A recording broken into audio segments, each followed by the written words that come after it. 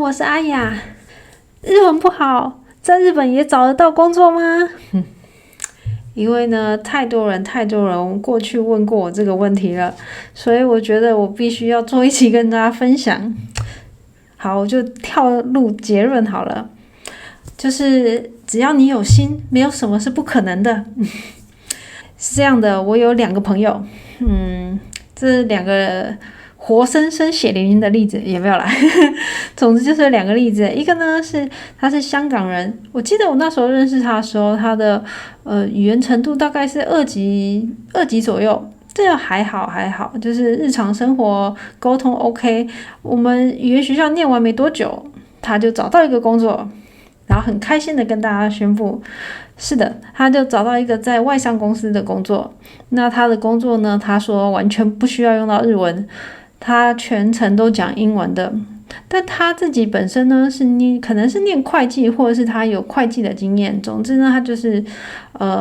利用他的专业，然后在一个外商公司，然后做这个会计的工作，而且他薪水非常的高。所以这是一个例子。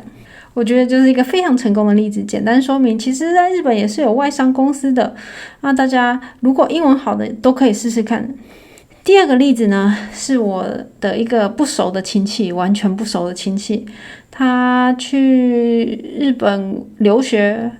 的时候，好像是真的是日文真的蛮不行的，所以就是等于是从零开始学的。就他刚到日本的时候，我跟他见过1次面，吃个饭喝个茶之类的。那3个月后呢，就听说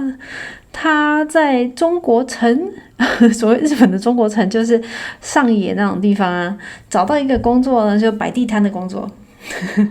但是我想说，他其实才在日本3个月，那时候他的日文当然也没有很好，可是他还是有找到工作啊。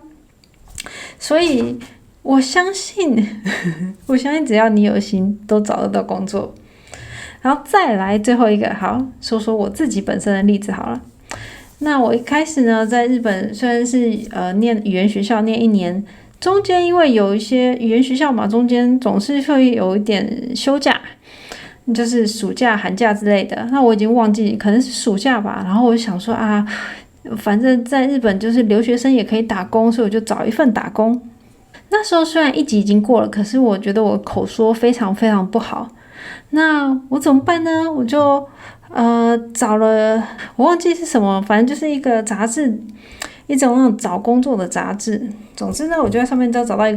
一个类似居酒屋还是烧肉店的工作啦，其实是烧肉店的工作，那烧肉店的服务生的工作。但是我发现我这一招实在是太棒了，因为我找的那个工作呢，那个烧肉店呢，他是韩国人开的，他在上野，他是韩国人开的，所以呢，韩国人他看到外国人，他基本上完全没有那种你是外国人，我不想跟你一起工作。他当然没有那种想法，因为他自己本身在日本也算是外国人，所以他对我们这样的留学生是非常亲切的。我记得我在那边就是打工的时候，其实一开始当然都是不知道要怎么样应对，然后日文的敬语也讲得不好。但是呢，我的前辈呢，他是韩国人啊，他已经工作很久了，所以他就会很耐心的教我什么时候要用什么，什么时候要用什么敬语，什么什么什么的。所以呢，我就在那一个工作其实只做1-2个月而已，我就学了敬语，学得非常好。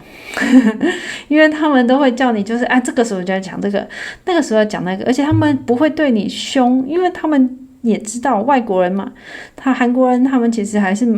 对其他的外国人也是蛮就是我们都一样在日本打拼，所以他们都互相照顾对方。那我觉得呢，如果你的日文就是你没有什么自信，然后你又想学敬语的话，其实我觉得一开始找工作也许可以从这种就是外国人开的店开始来做。当然啦，现在10几年过去了，我觉得日本其实有很大的改变。我们现在每次去看便利商店的店员，或者是我记得我去机场的时候看到都是印度人，那些东南亚人。但其实我觉得日本他们渐渐的能够接受外国人，那当然的，他们在接受外国工作的人的时候呢，同时他们也更能够原谅说这个外国人日文可能讲的还不够到地。所以呢，我之前看到有别人的影片说，建议大家日文不好的时候去做什么大夜班，我真的是觉得没有必要，没有必要。总之，以上是我的经验分享给大家，那希望对你有帮助。那先这样子咯。